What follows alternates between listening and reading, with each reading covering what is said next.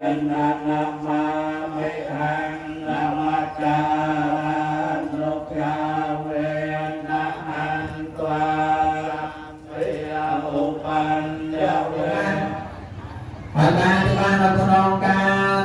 កាយានុបស្សនាសតិប្បដ្ឋានបងអើតាមបង្ហើបចេញចូលនោះទៅនៅ Rồi đốt rồi quý vị ơi, quá sáng luôn.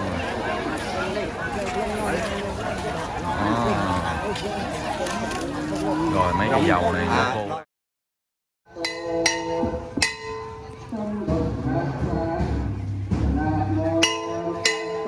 Buổi chiều 4 giờ đi diễu hành xung quanh Sa La quý vị.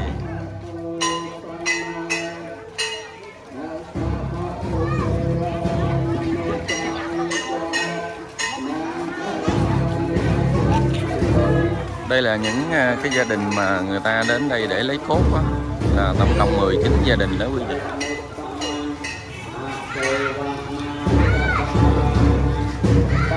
Hôm qua khiêng 19 cái quan tài đi xung quanh Sa La này 3 vòng. Hôm nay buổi chiều làm buổi lễ nữa là tòa phía này đốt. Phía này là đốt 19 cái quan tài này nè quý vị.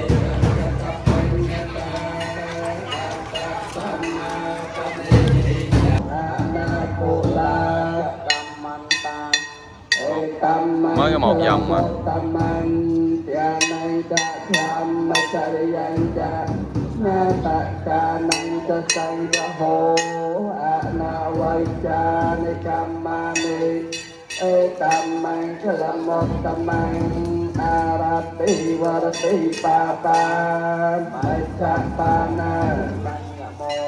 Apanado Chathamato Etamang Galamotamang Tiara Voja Nivato Chai Santo He Chakatanyata Kalena Dhamma Savanang Etamang Salo Kathamai Dòng thứ hai rồi đó. Rồi còn dòng thứ 3 nữa. Ai tổ càng quy giang hay mang Etamang Galamotamang Etanisanikatwana Sabda Dhamma Parajitang Sabda Thaso Thayakhanti Tante Sang Galamotamanti Sabda Putthanubhavenang Sabda Dhammanubhavena Sabda Sanghanubhavena Buddha-ratanang, Dhamma-ratanang, Sangha-ratanang, Danang-ratanang, Anubhavena, Catura-saiti-saha-saha. Giờ này buổi chiều người ta dỡ cái đầu hòm lên nè, nắp hòm lên nè quý vị, là dỡ nhóm lên nè. Nè đập trục thẻ đó. Rồi thì nhà. Cái hòm này ta cũng chim hỏng lên nè. Cái hòm này cũng dở nhóng lên chân quý vị, rồi nó để cái bộ áo cà sa vô, cái áo cà sa. Buổi chiều này các sư là tụng kinh rồi xong rồi khi 12 giờ kia đốt hết trơn 19 cái bộ hài cốt này nè quý vị. Cái hòm nào ta cũng dở lên hết, cái hòm nào cũng dở lên, dở một đầu mà. Đặt tiền đặt tiền đặt thuốc tờ nhạc hộp chức năng bản nhiên để thơ nhạc một cái chút nó dở nhóng lên hết. Hộp đá rồi hộp cách hộp cầm biên cầm bát đó. Mỗi cái hòm có cái áo cà sa. Phật tử dắt này cho anh lại đây.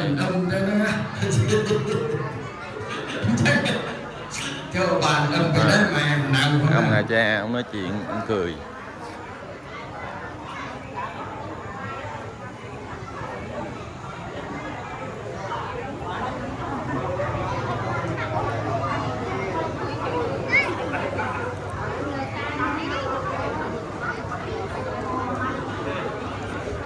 Bây giờ mình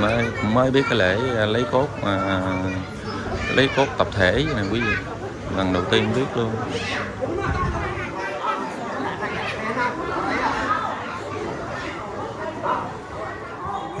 Ở đây bà con đã chuẩn bị mà chặt củi sẵn hết trơn nè quý vị. Cái nào cái năng tâu á. Cái năng tâu. Mỗi người một chỗ nè quý vị, người ta để sẵn củi nè. Có người ở trong cái lò thiêu nữa, ta dọn lò thiêu nữa. Dọn sẵn lần đó 4, 5, 6, 7, 8, 9, 10 rồi. Trong lò thiêu nó 11 với đằng kia nữa. Đằng kia người ta chưa dọn.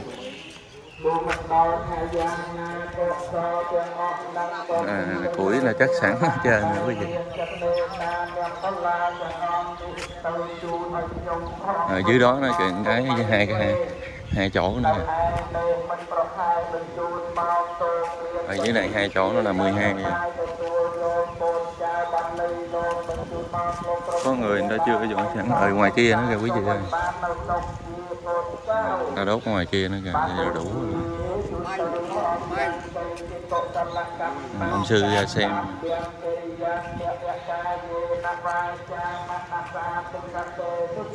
Ta đốt luôn cái hòm mà quý vị.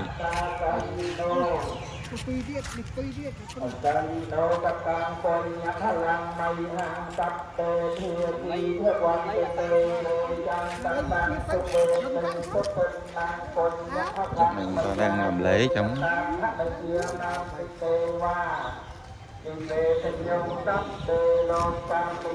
ta dọn sẵn ở trong ngoài đó mấy chỗ ở dưới bên kia nè.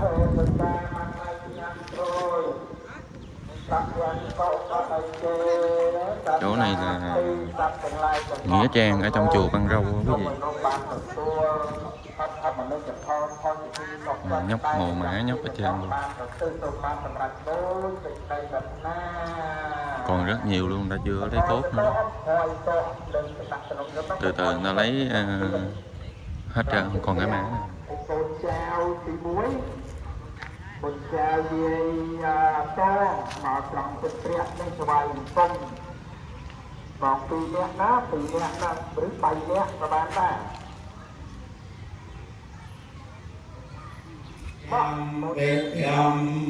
giờ này 5 giờ chiều các sư lại tụng kinh, đọc kinh xong rồi bắt đầu kia nay là đốt 19 hài cốt đó quý vị. Yang saranang gaya meta yang bekyam mang saranang gaya meta yang beksang yang saranang gaya mesamut anta we sain jatwa sain jasahan sake panjat sa ni nama me se raksa hang te sang kyam man ja sang khan ja ne re na nama ni hang namakara no ya ve na han twa sam pe upan ja ve aneka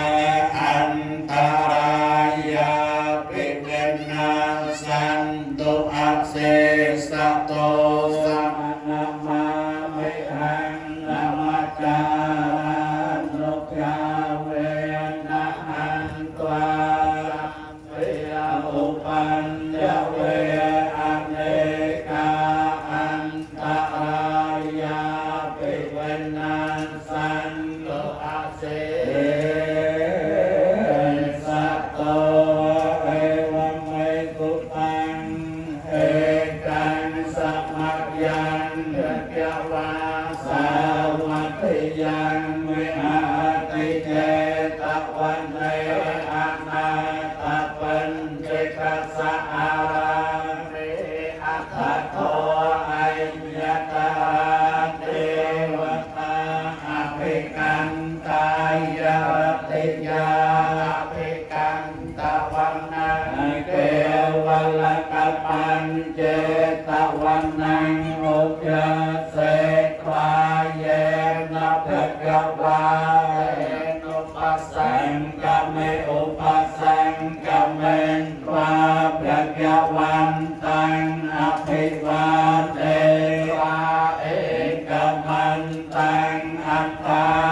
เอกมันตังกิตาโมสานเดวัตตาเพื่อเกวันตังเกียรตายาไอเจนจะลายไอเจนตายงอาการขมานาโสตานังโปรหิมังยะละมนตะมังอาเสวนาจัปยาลานังปันนิทา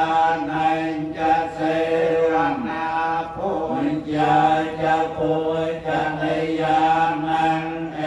ตัมมังจะละมนตะมังปฏิโลปันเดสวาโสจะปมเบจะกัตปัญญาตาอานาสมังไมทิจะเอตัมมังจะละมนตะมังปฏิรูปเตสวาโสจะปมเบจะกัตปัญญาตาอันตสัมมาปัญญาติจะเอตัมมังจะละมนตะมังเกียวใส่ใจจะสัมปัญจะเวนโยจะโตสิงเทโตสมยาสิกาจะยาวาจาเอตัมมังจะละมนตะมังมาตาปิตุอุปทานนังปุณตจารัสสังเกโออานาคุลายะกัมมันตาเอตัมมังจะละมนตะมังจะไม่จะธรรมจาริยาจะญาตตาไม่จะสังเกโออานาเวญาณิกัมมานิเอตัมมังจะละมนตะมังอาติวะระติปาปามัยจะปานาจะสัญญโมอัปปมาโตจะจำเมสุเอตัมมังจะละมนตะมังยาโวจะนิวาโตจะสันโตเตจะกัตถัญญตากาเลนะธรรมสวะนังเอตัมมังจะละมนตะมังคันเตจะโสวจะสตาสัมมานานัญจะยาสนังกาเลนะธรรมสากาชาเอตัมมังจะละมนตะมังตะโอจะพระมจาริยัญจะอาริยสัจจายาสนังนันเดียนัสสัยเจเกริยาจะเอตัมมังจะละมนตะมังพลสัลโลกัจจเมริยันตัญญาสนกัมปติอโศกังเวรยังเอมังเอตัมมังจะละมนตะมังเอตาดิสายกันตวานัสสัมกตมปาราจิตาสัมกตโสเทงยัจฉันเนตันเตสัมมังจะละมนตะมังเตปนิจจนะโอปัฏฐายตถายตาสัพยสัพพารมิโยยันสัอุปปารมิโยยันสัพพะมันทปามิโยปัญจมหาปาริจาเกเตโสจาริยาไมธรรมังกเวยัม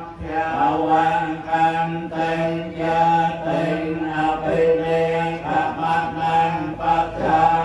จาริยังโพธิปัลลังเกมาวัยจะยังสัมปัญญตาญาณังปัจเจเวจังนวโลกุนตรัจจเมติสัมเปเต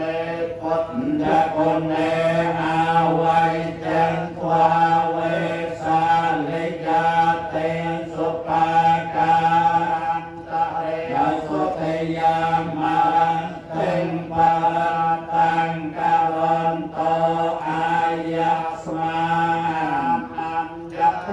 โรวิยกาเรญญจันตังอุปันทเปตวาโกติสัตตสหังสิสุจังกวาเลกุเทวตายาสังนัมปฏิยันหันติยัญญเวสาลิยัมบุเรโรยามนุสตุมภิกขสัมภูตันติเวทยัมพยังเขปมันตาเถ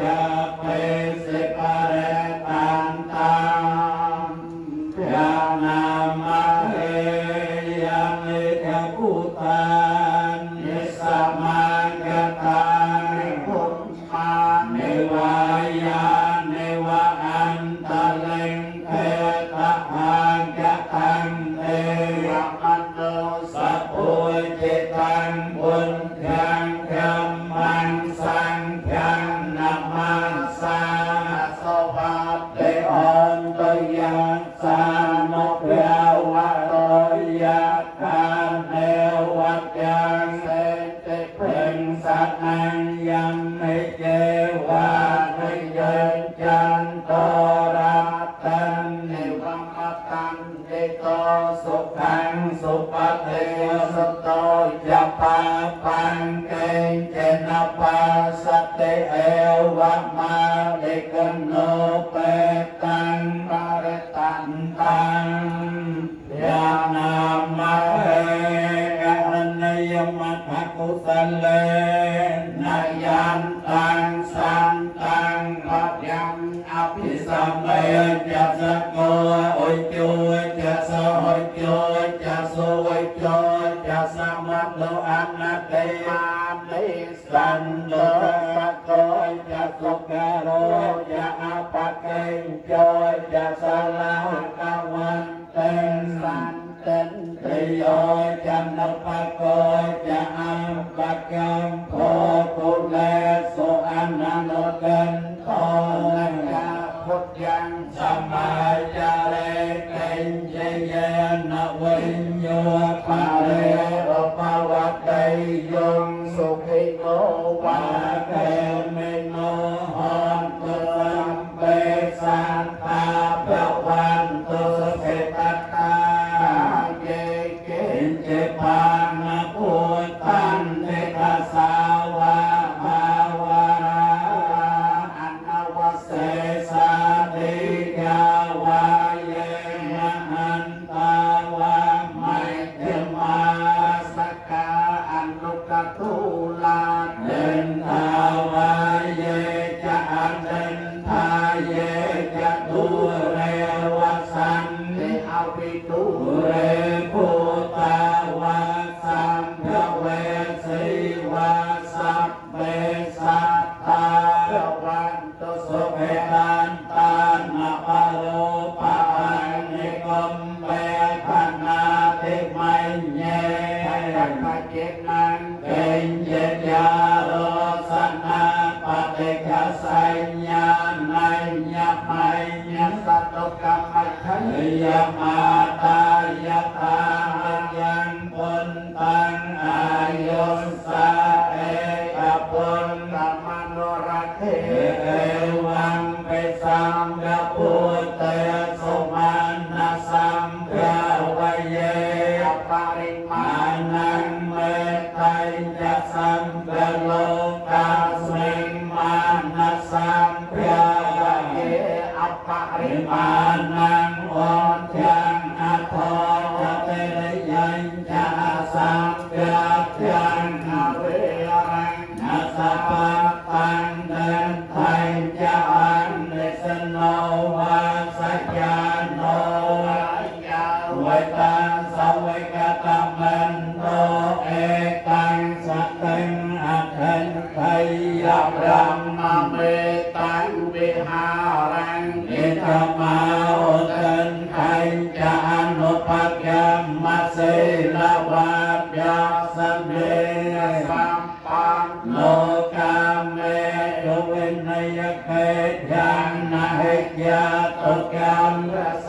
yang punarente te samyasi vinyate nang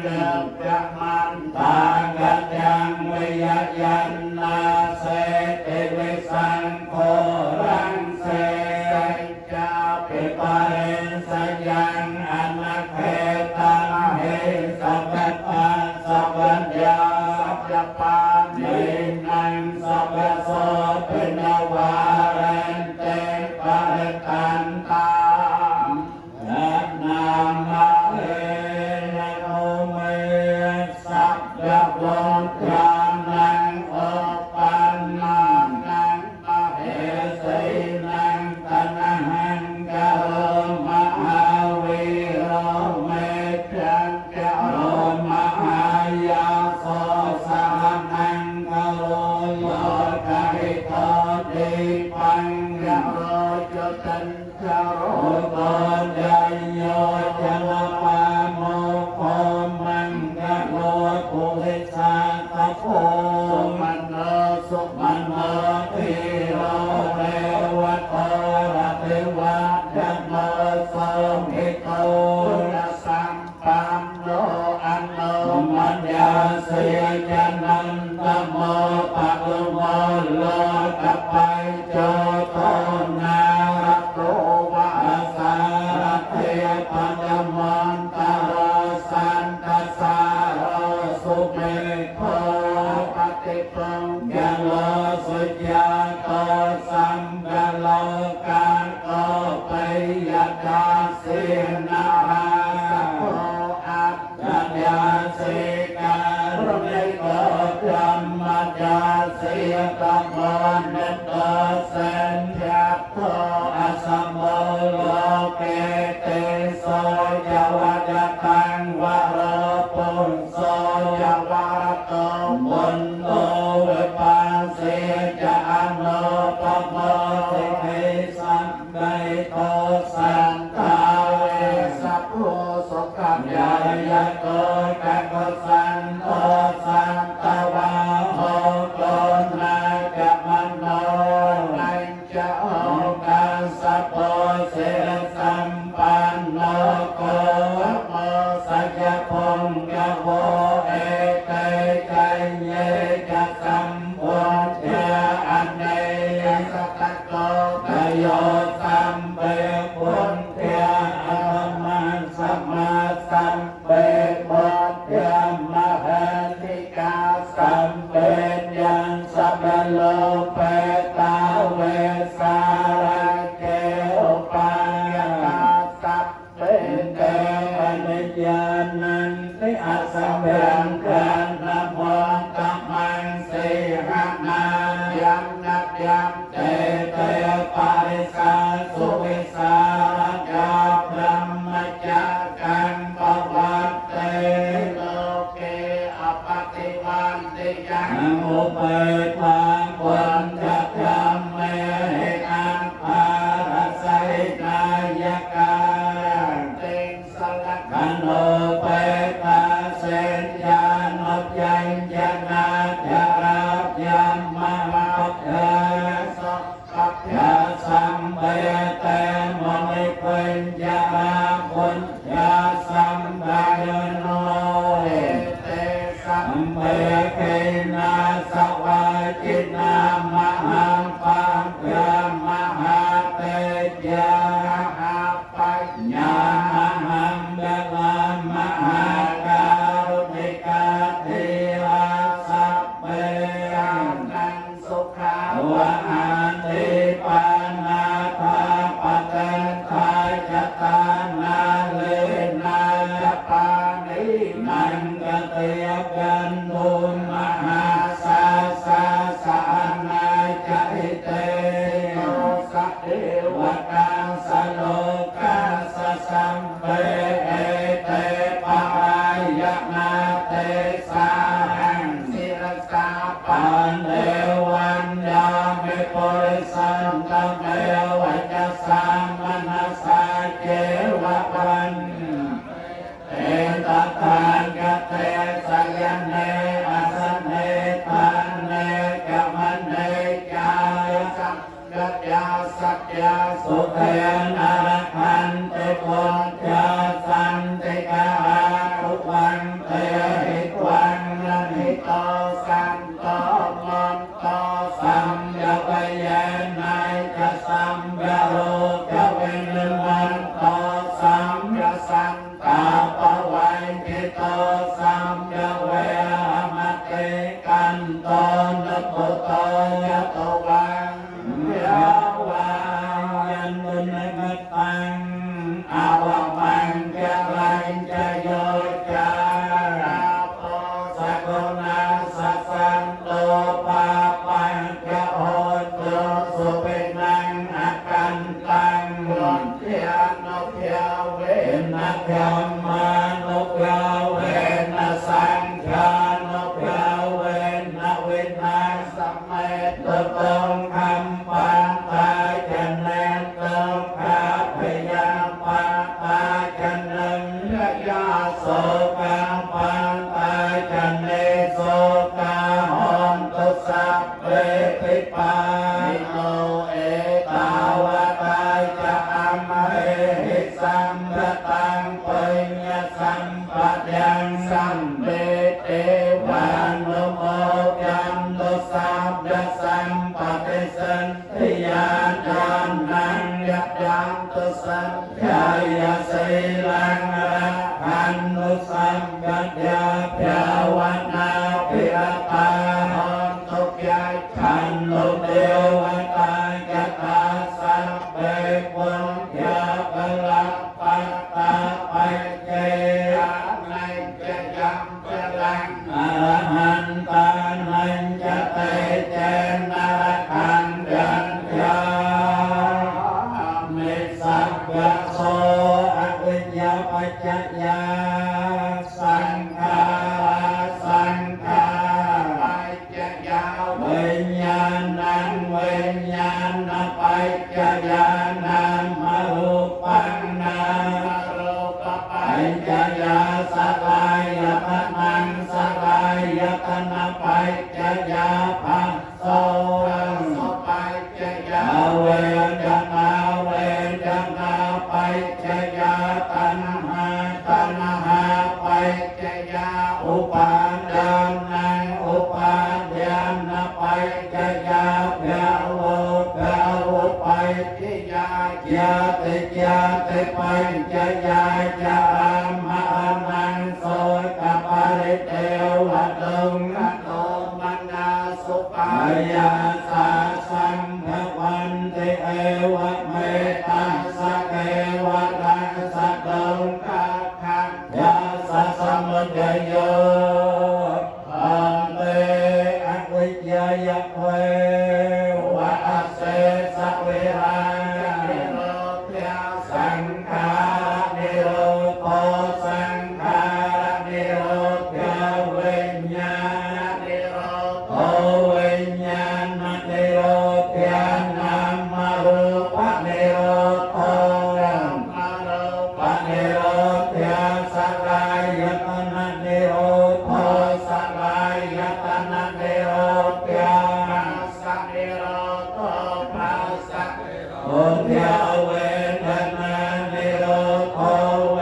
ทนานิโรธยาตัณหานิโรธตัณหานิโรธยาอุปาทานนิโรธอุปาทานนิโรธยาภาวะนิโรธภาวะนิโรธยาญาตินิโรธญาตินิโรธยาญานังโสกปาริเทวะตุงคโตมนาสุปายาสานารยันเอวะเมตะสะเอวะลาสะดงคาคันจาสะเนโรโทเตเตเปเตียนปารมีอุปปามีปรมัตถปามีสัมปันโนโสภะคะวะอิตเปเสลังปารมีอุปปามีปรมัตถปามีสัมปันโนโสภะคะวะอิตเปเนคัมมา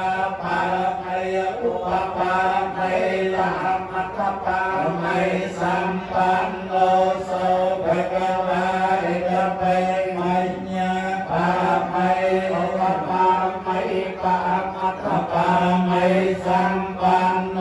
โสภะคะวะเอตเปเวริยะปามัยอุปปามัยปะมัตถปามัยสัมปันโนโสภะคะวะเอตเปขันไตยะมัยอุปปามัยปะมัตถปามัยสัมปันโนโสภะคะวะเอตเปสัจจังปามัยอุปปามัยปะมัตถปามัยสัมปันโนโสภะคะวะเอตเปเตทานังปามัยอุปปามัยปะมัตถปามัยสัมปันโนโสภะคะวะเอตเปเมตตาปามัยอุปปามัยปะมัตสัมปันโนโสภะคะวะเอตเปอุเปกขาปามัยอุปปามัยปรมัตถปามัยสัมปันโนโสภะคะวะเอตเปยาสังปามัยอุปปามัยปรมัตถปามัยสัมปันโนโสภะคะวะเอตเปสังเปปามัยอุปปามัยปรมัตถปามัยสัมปันโนโสภะคะวะเตมหาการุณิโกนาโทหิตายสัพพปานัยนังโพเรตวาปามัยสัพพปัตโตสัมโลทิมัตตมังเอเตนะไสจวัยเจนะหันตุเปยยมังกะตังยยันโตโพธิยาโมเลสัญญานังนังเทวัตยะโตเอวังตวังวัจโยโหเมยยะโสยยมังกะเลอปาจิตปาลังเกสิเสปะทะวิปาวกะเรอภิเษกเกสัพพะปัญญานังอาจาปาโตปะมานะตัสสะนะหัตตังสุมังกะลังสุภะเพยตังสุอันติตังสุขันโตสุโมหันโต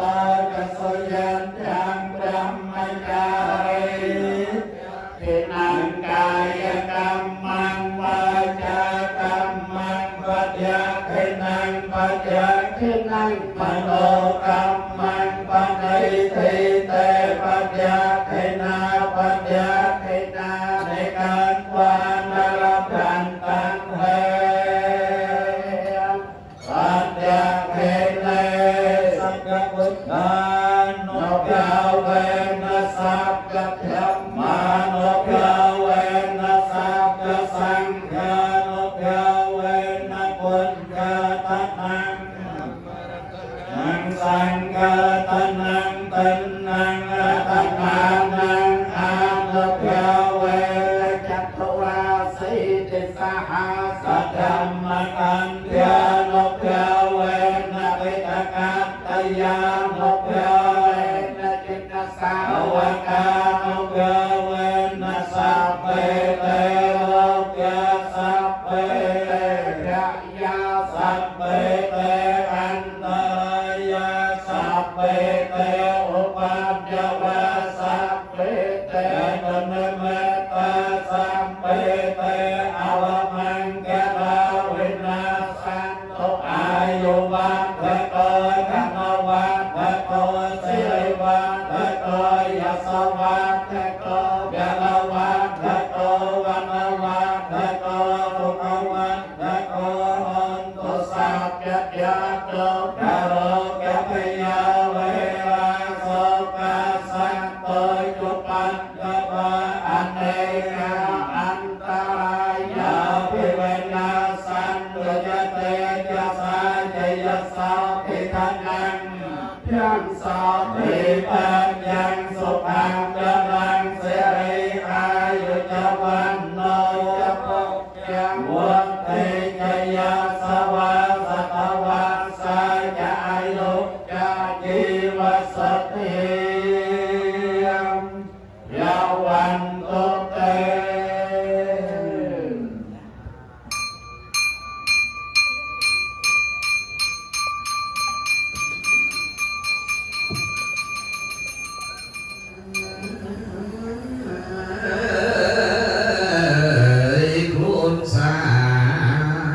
là vị sư cả chùa Một Sĩ Sôm ở An Hảo. Anicang phong thân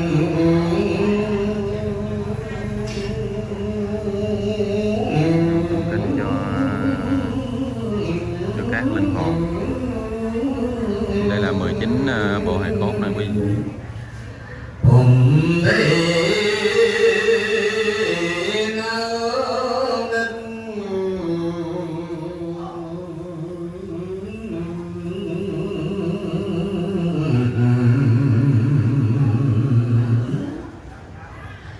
dương vô lai ngay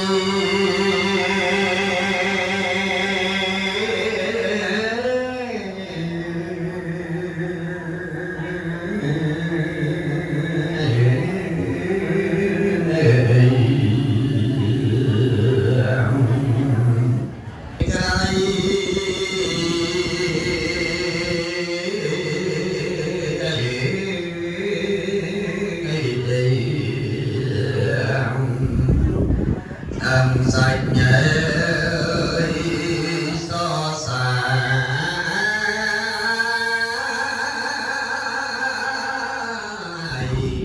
Yếp rèm ngay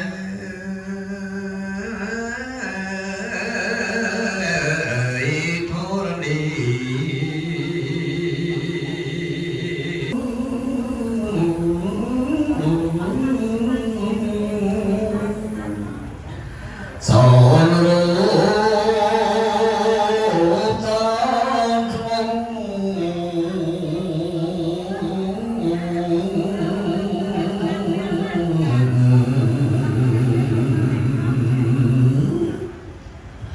son tháp xanh nhi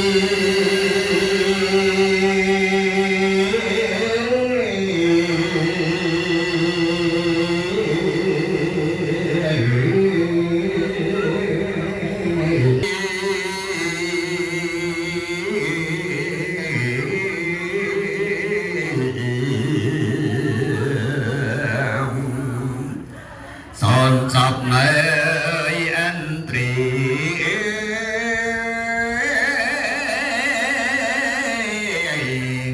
miệp rạng ơi on ra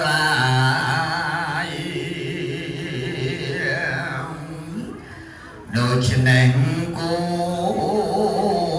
cần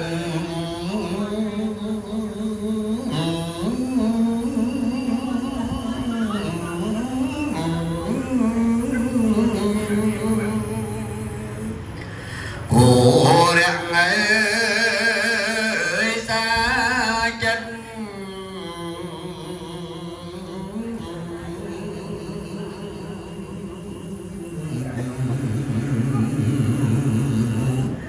khăn bát rau xa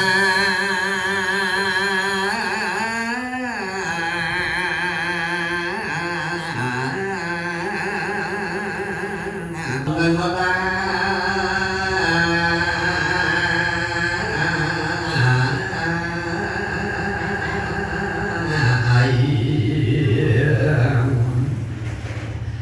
hàng bạc nơi đó xa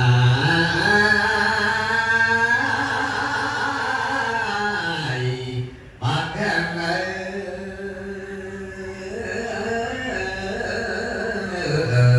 theo họ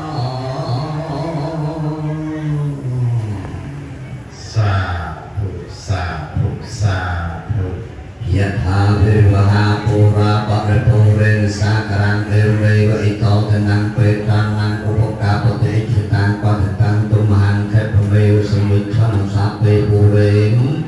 pusang kappa janto panarasau yatha mengijo terasau yatha sape rijau wajam saparoko nasun vieti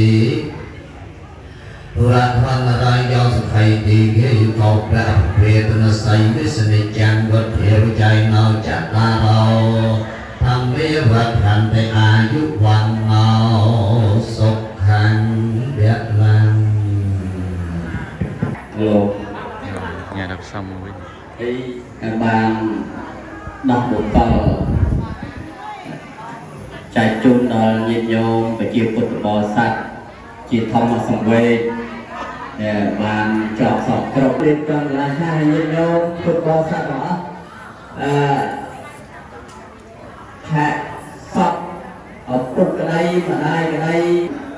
ទៅកន្លែងឆាកទៅណា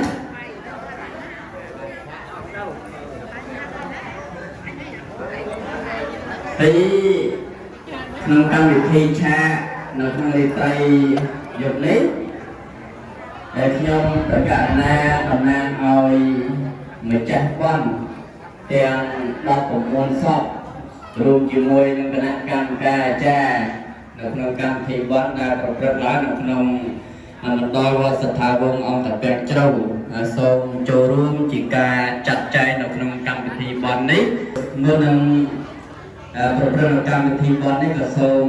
នមស្ការពុទ្ធធម៌ប្រសង្ឃឲ្យសេចក្តីគោរពសូម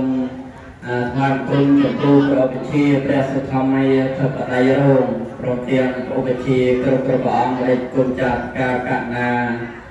ដែលបាននិមន្តចូលរួមជីវិតកាមេក្នុងពិធីវត្តដោយសពអភិធិមកពុទ្ធិវិស័យធាតុវិស័យនៅក្នុងរាជត្រៃយនេះសូម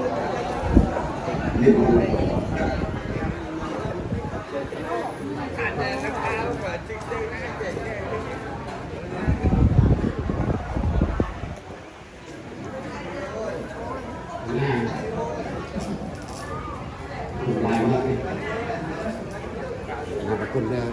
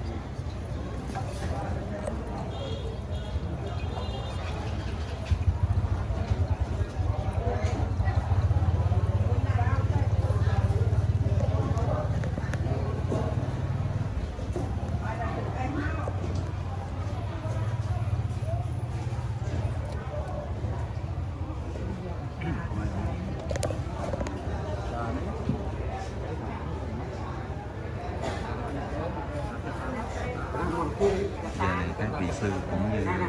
độ cho các linh hồn đó quý vị. Thì gần với cái bộ hài cốt thì cuộc chạm là tốt là cái chơi nữa.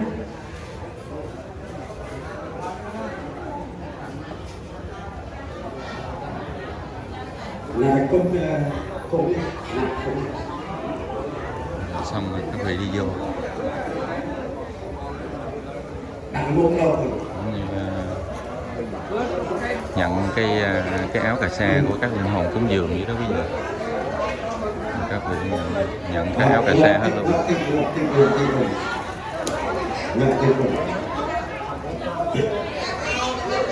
Cái áo cà sa hồi nãy mình quay là nhét ở trên cái đầu hòm đó quý vị. Cái này các vị nhận hết rồi đó.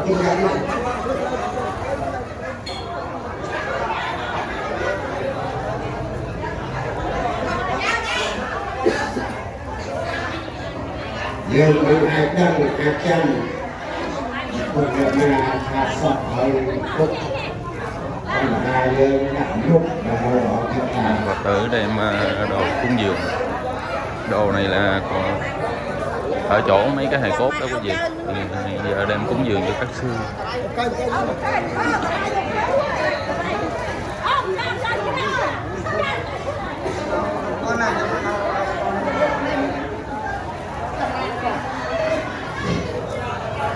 thì có em có xong hết quy được học lên được ra của nó thì hai có được quy có được không quy của nó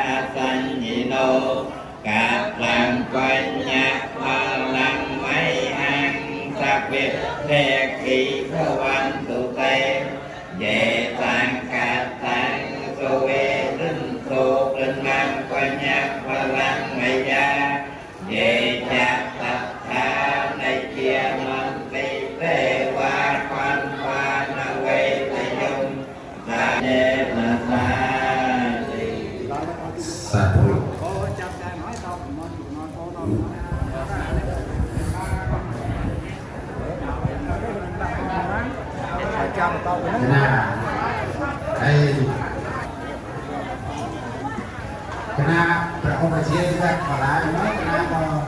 loncat, bentuknya konon pada kena loncat. Dạ sư.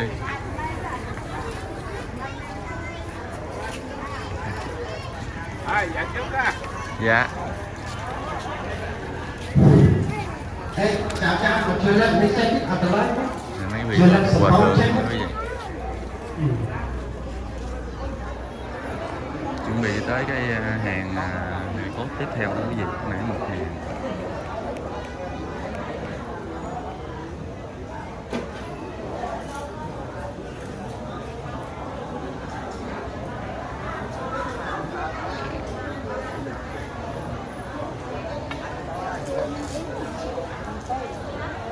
Nãy hàng này, bây giờ qua tới hàng này.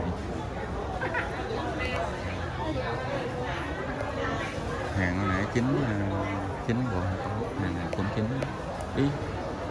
hàng 10 bộ, hàng 9 bộ là 19 bộ.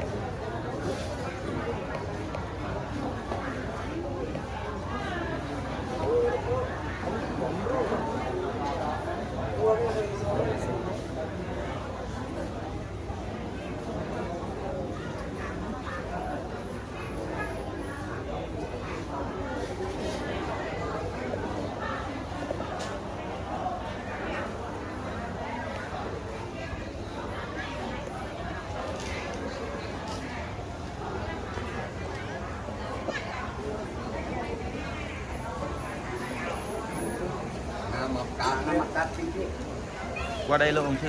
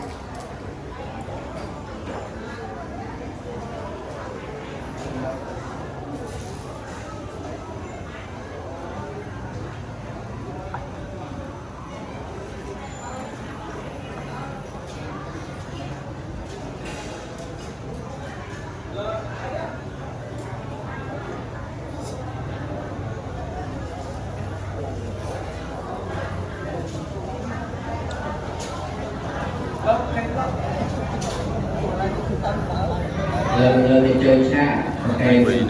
Còn một lần xa lấy. Cây lọc. Cây. Thứ nhất là cây.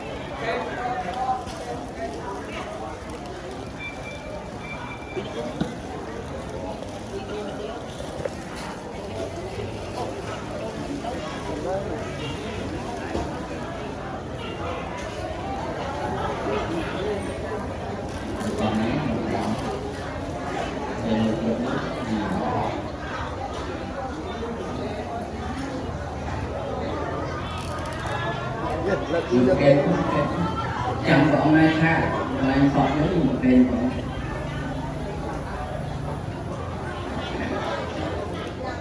Yatha vivaha kula paripurenti sakyarang evang eva ito denang petanang upakapati echitan patitan pemahang kepameng Lepurentu sangkapa cando panaraso yatha manicho tiraso yatha sabbitiyo vivajantu sabbya roko vinasatu mate pravakvantarayo Kawa abhivadana sili sanayjan vatya pacayino cattaro tyamma vatyanti ayuvanno sukhan vyalayjan vunyati nam honto sukhitam ទៀននេះចូលមានដល់ញាតិទាំងឡាយសូមញាតិទាំងឡាយចូលជាអ្នកដល់នៅសេចក្តីសូមពីយ៉ាងលោកញាតិណាងហូតុសុខិតាហូតុញាតិយោទៀននេះចូលមានញាតិទាំងឡាយចូលជាអ្នកដល់នៅសេចក្តីសូមពីយ៉ាងលោកញាតិណាងហូតុសុខិតាហូតុញាតិយោទៀននេះចូលមានសូមញាតិទាំងឡាយចូលជាអ្នកដល់នៅសេចក្តីសូមសុខផលនៃចន្ទដែលជ្រះថ្លាក្នុងព្រះរតនត្រ័យនោះផលនេះចូលជាផលសម្រាប់ចូលជាផលសម្រាប់ទុក្ខាយ៉ាងកេញជាកុសលកម្មកាតាព្រះកិរិយាកាយេនវាចាមនស្សៈចសេសុខតាំកតាំយេសត្តាសញ្ជីโนអានិយេយៈសត្តាសញ្ជីโนកតាំវិញ្ញាផលังវៃហੰសភិភេគីភវន្តុតេយេតាំកតាំសវេទិនសោណាវញ្ញផលังមយាយេយៈតតានិយានន្តិទេវាកន្វានវេទយំសាវេរោកម្មយេសត្តាជីវន្តានារហេតុកាមនុញ្ញពុ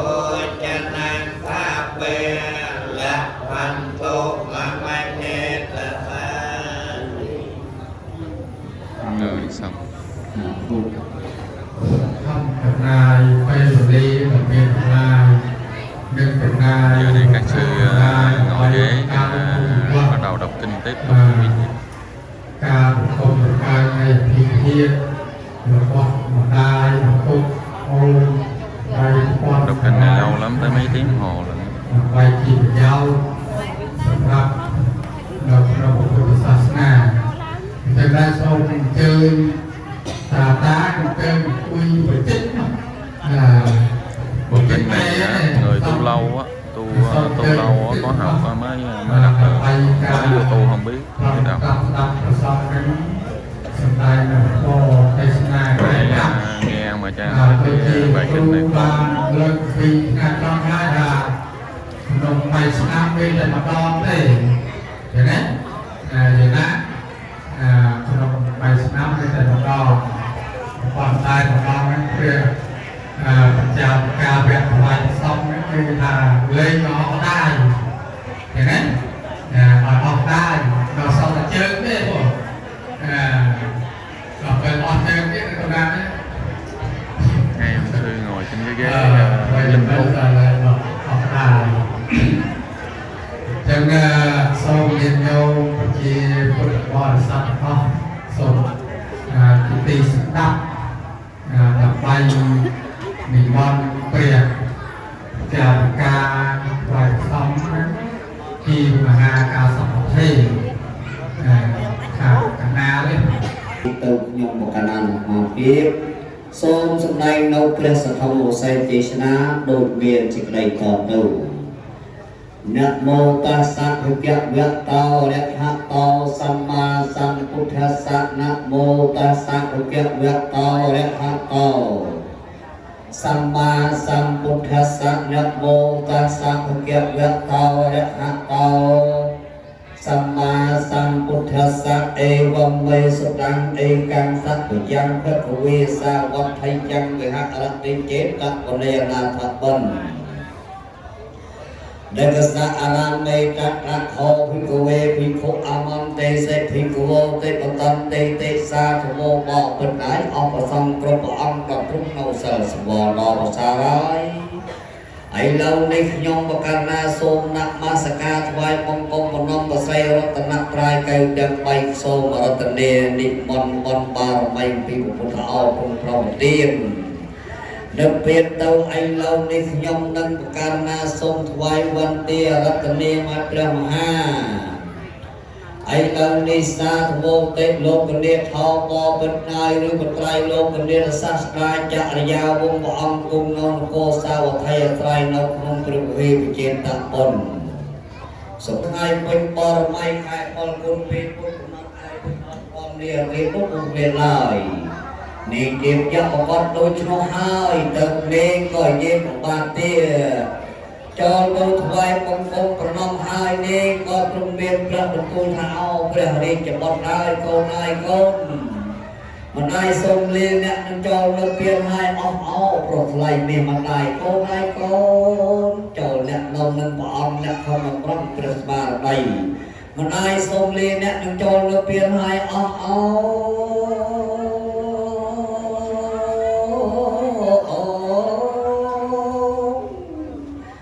ព្រះអាយុវត្តចូលមកកូនពេញ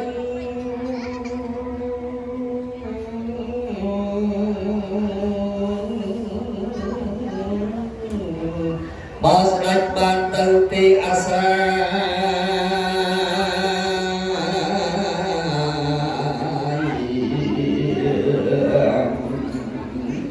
បានសុខសប្បាយព្រះហឫទ័យ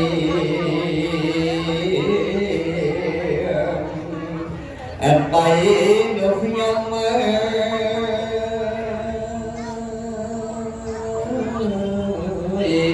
on năng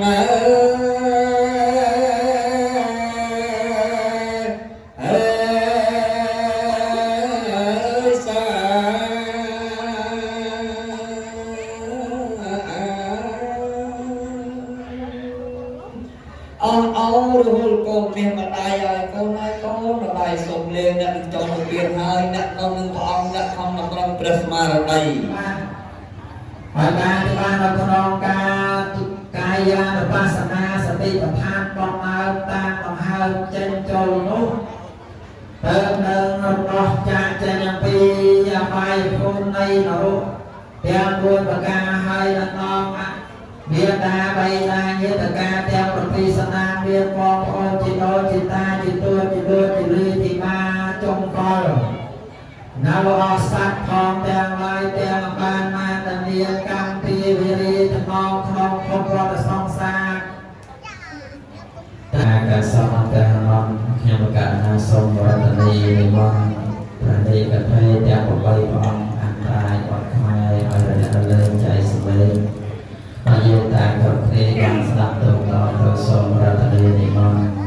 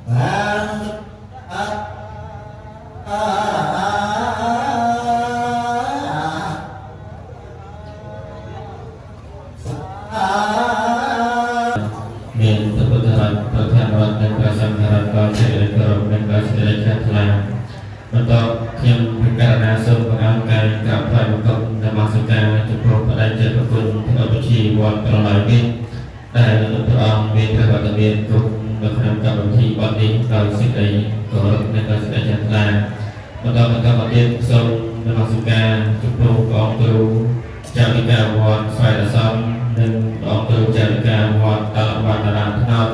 និងសូមគោរពនមស្ការចំពោះព្រះចៅអធិការនានាវត្តគ្រប់ព្រះអង្គទាំងអស់ដែលបាននិមន្តមកចូលរួមនៅក្នុងកម្មវិធីបទនេះដោយសេចក្តីគោរពហើយបន្តមកទីសូមផ្ដល់សាសភាពចំពោះអាវសូរលោកអ្នកមានអាយុគ្រប់ព្រះអង្គទាំងអស់ដែលមានព្រះវត្តមាននៅក្នុងកម្មវិធីបទនេះដោយវិសាសភាពសូមចម្រើនពរដល់ញាតិញោមពុទ្ធបរិស័ទដែលជាម្ចាស់បានទាំងអស់ដែលចំណាយដល់ពេលវេលាដ៏មានតម្លៃមកអង្គុយត្រង់តាមស្ដាប់នៅពធទេសនាពុទ្ធខាវិសេចនីក្រែប៉ាំងនៅក្នុងឱកាសបានដល់សពនារាត្រីនេះដោយសេចក្តីរាប់អានចឹងតទៅនេះដើម្បីនឹងឲ្យកុំឲ្យពេលវេលាកន្លងទៅបដិប្រយោជន៍ទៅបងអាត្មាភាពនិងបន្តការសម្ដែងជារបៀបចាប់ថ្លើយដោយតទៅនេះសូមអនុមោទនា Giờ này bà con đang gỡ những cái đèn led với đồ trang trí đó quý vị, gỡ ra chuẩn bị các sư đọc kinh xong là khi ra ngoài đốt.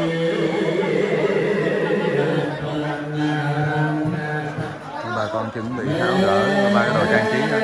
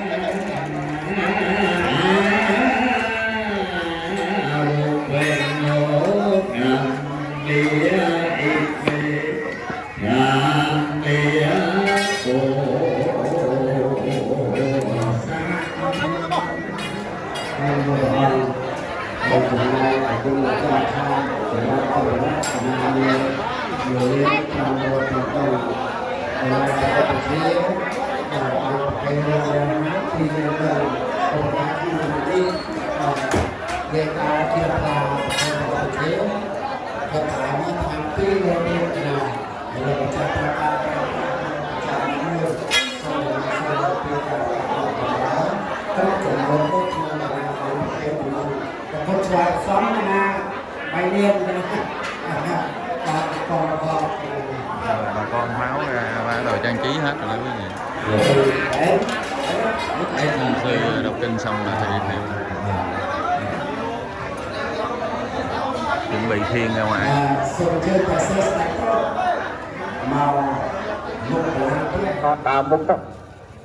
Giác này bà con ta thiên làm đi đốt nè quý vị.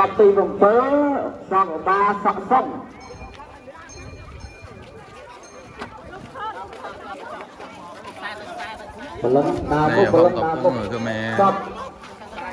là mỗi năm ví dụ như trong chùa đó ta chôn nhiều quá thì ai muốn lấy cốt thì đăng ký với sư trả trong chùa khi nào đủ số lượng mười mấy người thì tổ chức làm, chứ 1-2 người thì ta làm nổi bị tốn tiền lắm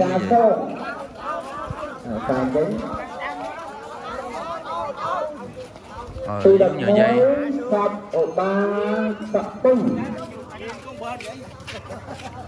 đợt này là 19 bộ hài cốt. Thì là bái sập ở ba thì càng ngon.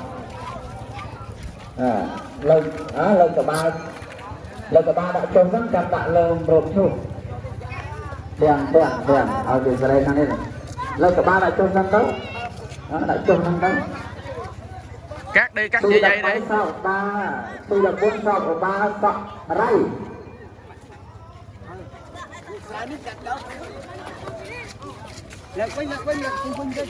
Đập răng sọc ở 3 sọc đừng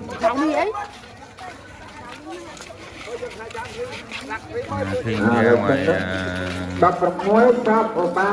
vườn á cũng đốt ở trong công viên chùa nữa. Đập muối sọc bùn tre, đập máy sọc đào liếc, đập hai ấy, đập muối sọc nên chẳng rương.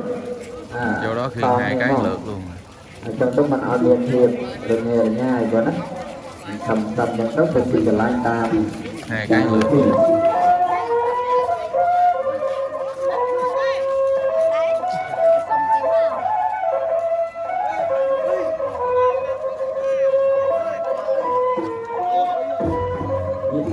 Tôi chia ấy rồi cặp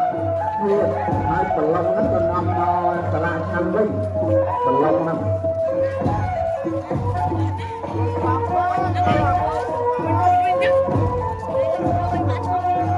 Có sao nữa.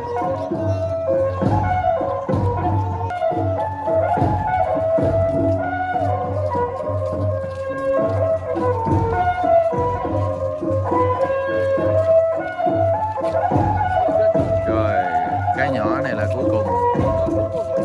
cái nhỏ này của cô gái.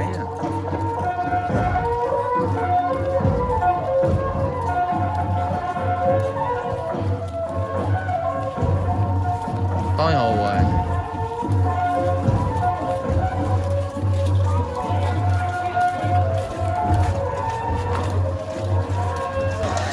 Đây là tới chỗ đốt rồi quý vị. Bà con chắc củi dưới cái đầu chế dầu đốt, chắc củi dưới gì đó rồi chế dầu đốt.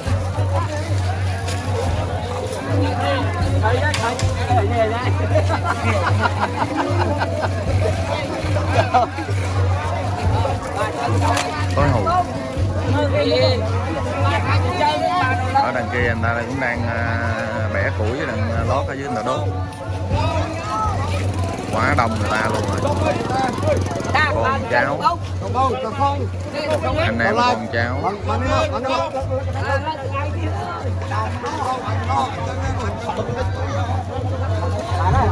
Đây, chỗ này cũng chuẩn bị đốt nè.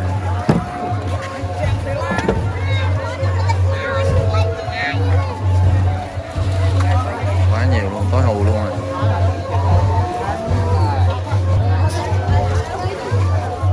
Chế dầu vòng vòng này để chuẩn bị đốt quý vị.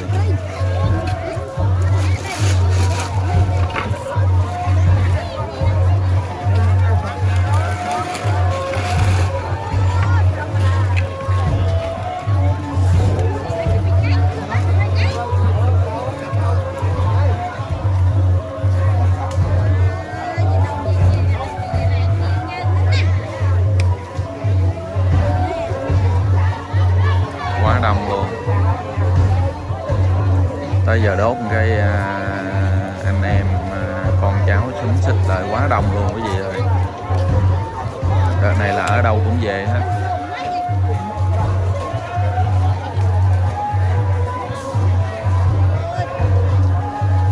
Đây là gọi là đám làm phước đó, cho ông bà lấy cốt lên làm phước.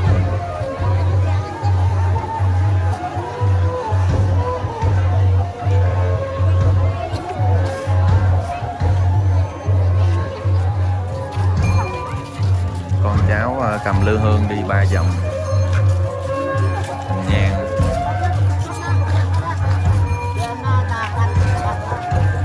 Nó hơi tối một chút quý vị thông cảm, chỗ này đèn, mấy cái đèn đó nó tối quá.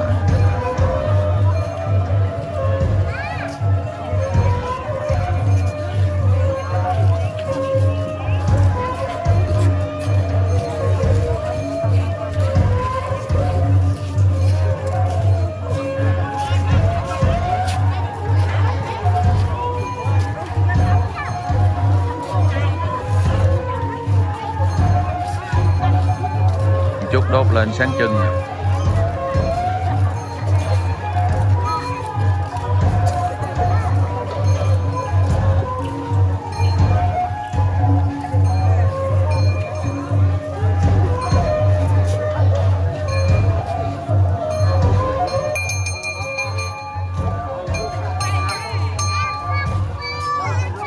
Rồi đủ rồi.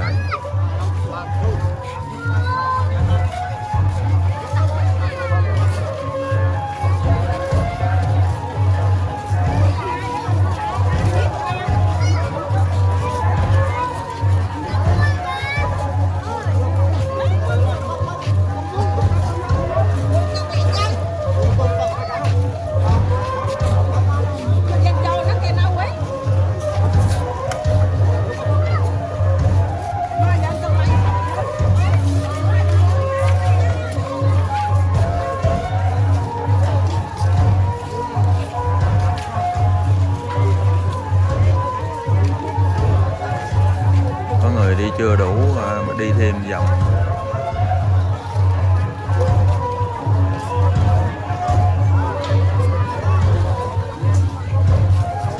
Giống như đám ma.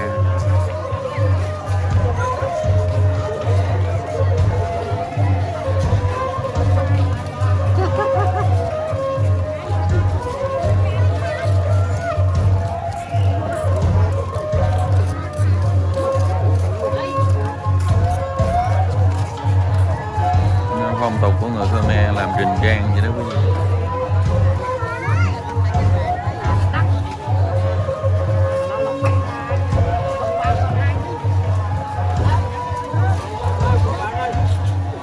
Rồi đốt rồi quý vị ơi, quá sáng luôn.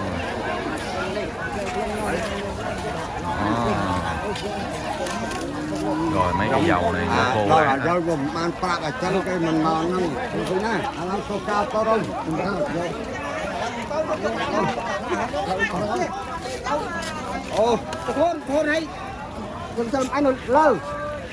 Chế mấy lít dầu một cái vậy đó. Ơi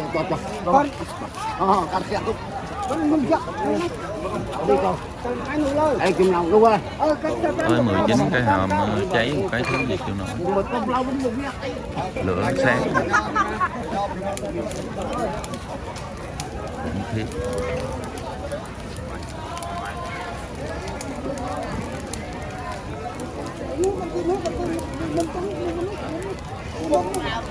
Giăng ép nó cháy. Giăng ép nó cháy dễ cháy á, cháy khủng khiếp.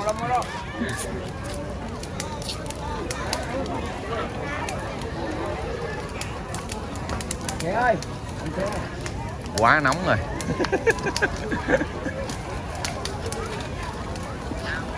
Nóng ghê thiệt.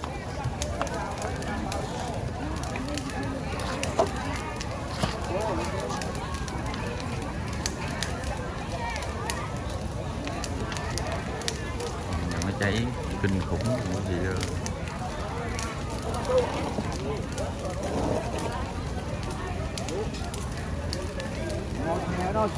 Lần đầu tiên nó biết cái đám lấy cốt, cái đám làm phước lấy cốt tập thể nè quý vị, lớn nhất từ trước tới nay luôn. Từ từ ai cũng lui hết. Quá nóng. Đứng càng ngày càng xa luôn.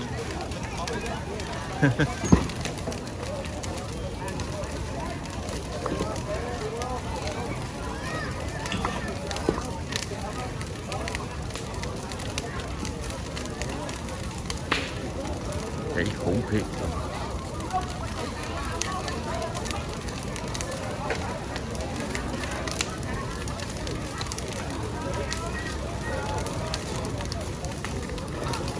Hai hàng nhặt lên.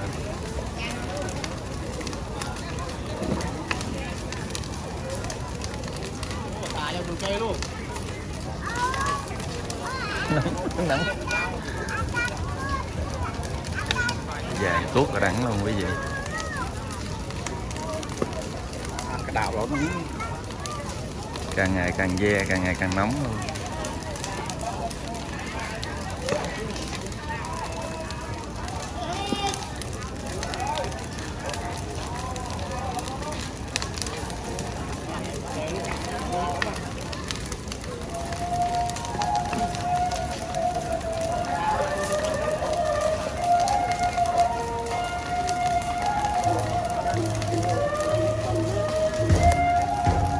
Mấy cái hòm dán ép nó cháy kinh khủng.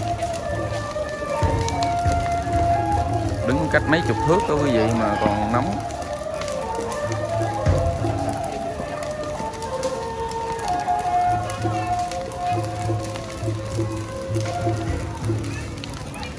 Đứng cỡ 20 mét, hơn 20 mét.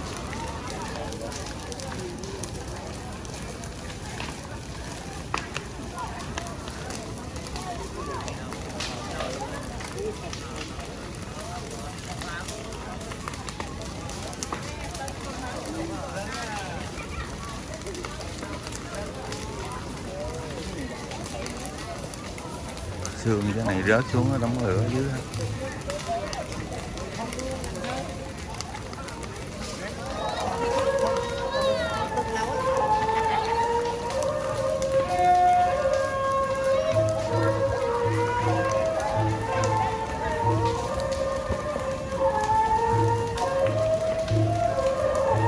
Cái này 1 giờ khuya quý vị,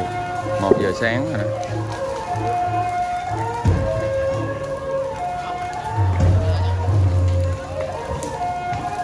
Lần đầu tiên mình mới biết cái lễ lấy cốt tập thể vậy nè, cho nên mình ở lại mình thức đêm mình chờ xem, quay lại cho mọi người xem cho biết.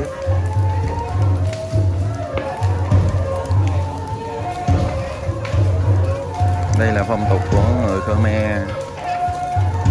chứ người Kinh, người Việt mình xưa giờ chưa có.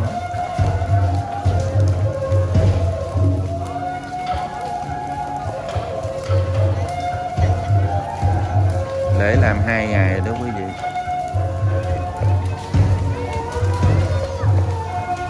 Rồi ngày mai đọc kinh một buổi sáng nữa mới xong. Rồi qua ngày thứ 3 nữa mới xong.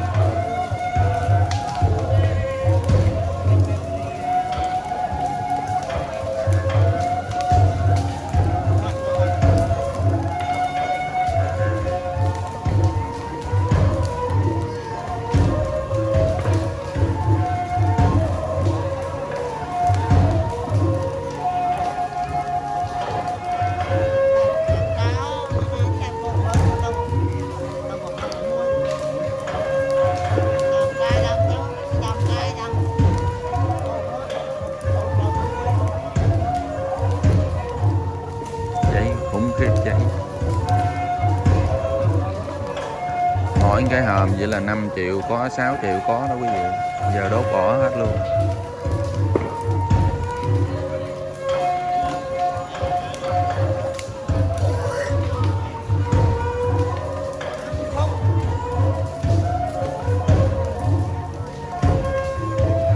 Rồi rụm hết trơn rồi đó quý vị. Giờ mình xin kết thúc video tại đây. Nếu quý vị xem hay like, chia sẻ, đăng ký họ giúp kênh mình nha. Mình chân thành cảm ơn nhiều quý vị. Giờ mình về 1 giờ sáng rồi quý vị ơi.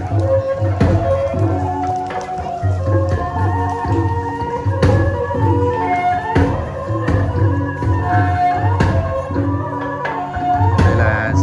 Sala chùa Quăng Râu quý vị.